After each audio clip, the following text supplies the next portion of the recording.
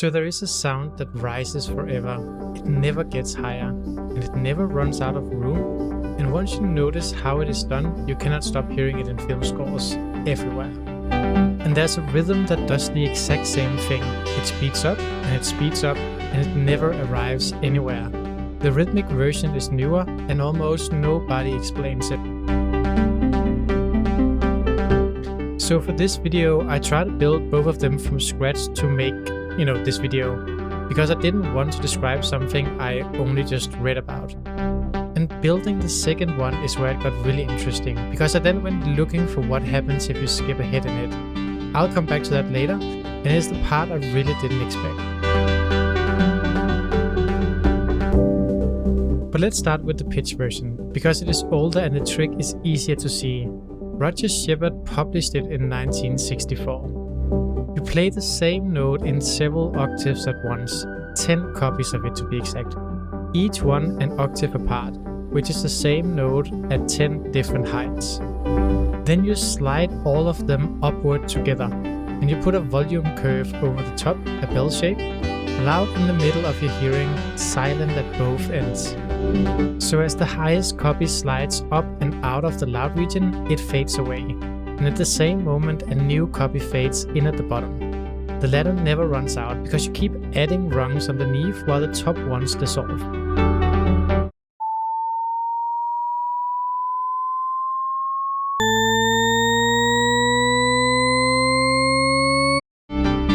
But Shepard's own finding was stranger than the sound. He showed that if you ask people which of two of these tones is higher, the answers stop being consistent.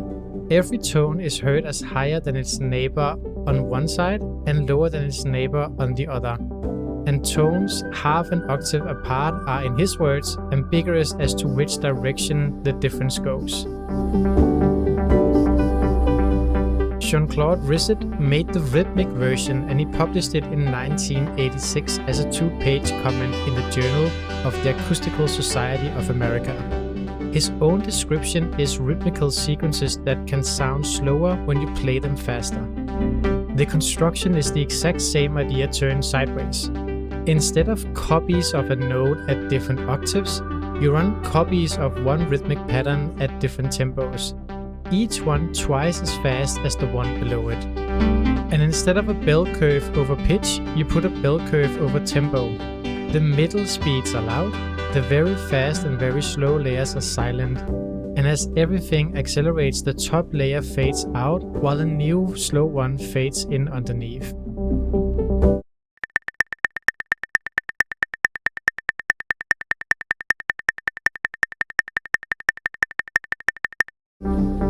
The detail that makes it work is one I would not have guessed.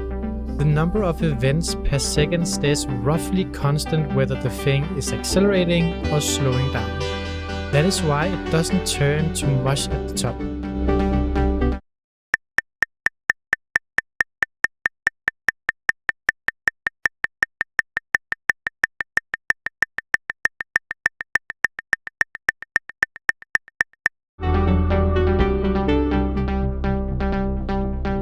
And here's the part that is actually about you rather than about the maths. Nothing in either of these is ambiguous on paper. Every frequency is a number. Every tempo is a number. The ambiguity is not in the signal, it is in what you are tracking. You were following a pitch that was going up, but the thing you can measure going up, the actual frequency of any one layer, walks off the top and stops existing. What you kept following was the pattern, and the pattern was handed to a different layer without anyone telling you. The quantity you are tracking is not the quantity that is changing. That is the whole illusion in both dimensions. There's a smaller version of this you can do with no illusion at all, and musicians have used it for centuries. It is called a hemiola, which is a 2-feel and a 3-feel running at the same time. Take 6 beats, you can hear them as 2 groups of 3 or as 3 groups of 2. Same 6 hits, nothing changes in the audio, and the music flips between the 2 fields.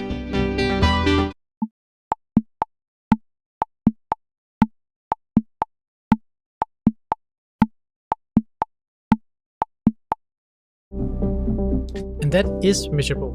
In 2014, a study played 12 trained musicians the identical click sequence and asked them to hear it first as 1 meter and then as the other. Same file. The brain response followed the intention, not the sound. So the ear does not passively receive a rhythm, it commits to a reading. These illusions work because they keep giving it a reading to commit to. There's one published listening study on what a shepard wristlet glissando does to people, and it is smaller and stranger than the internet suggests. 73 listeners heard the descending version. 16 of them reported their sense of balance being disturbed, and 14 of those 16 described the feeling as falling. But let's just be careful with this, because it's all self-report. No balance platform, no measurement of anyone's posture. The authors themselves say people may have associated the sound with disequilibrium rather than experienced it, and the version they played went down, not up. So the honest version is this: some people report a physical falling sensation from a descending one in one study by asking them, that is not the same as the sound moving you, and I could not find anyone who has measured it properly. And now to the thing that I said I would come back to. Every one of these is a loop. It has to be. An internally rising tone that actually rose would leave your hearing in about a minute, and an eternally accelerating rhythm would hit 1,000 beats a second and become a tone. Neither happens, because after a certain point the whole thing simply just repeats. So I built one, let it run, and then jumped to a point near the end and measured the tempo there against a point near the start.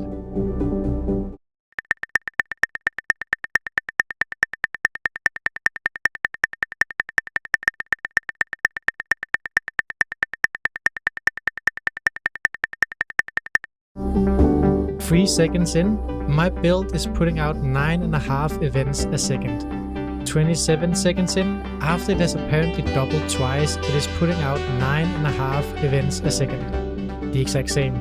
Averaged across a whole cycle, it is 7.67 POV times to the decimal. And that is the tell. It does not speed up forever, it returns, and the return is hidden because you are never tracking the thing that would have shown it to you in the first place. Another YouTuber, Jake Licio at Signal's music studio, took the Odyssey cue part and rebuilt it, and his video is where I started. He ends on saying he's still not quite sure what is happening, which I thought was the honest place to stop. The maths of it is small. 3 or 4 layers, a bell curve, a crossfade. The part that is not small is that your hearing will fill a gap rather than report one, and it will not mention that it did. If you want to use this rather than just recognize it, the usable version is the hemiola, and it costs nothing. So take a bar of 6, accent it in 2s, then accent the same recording in 3s. You do not re-record anything. You change where the weight goes, and the section change character without a single new sound.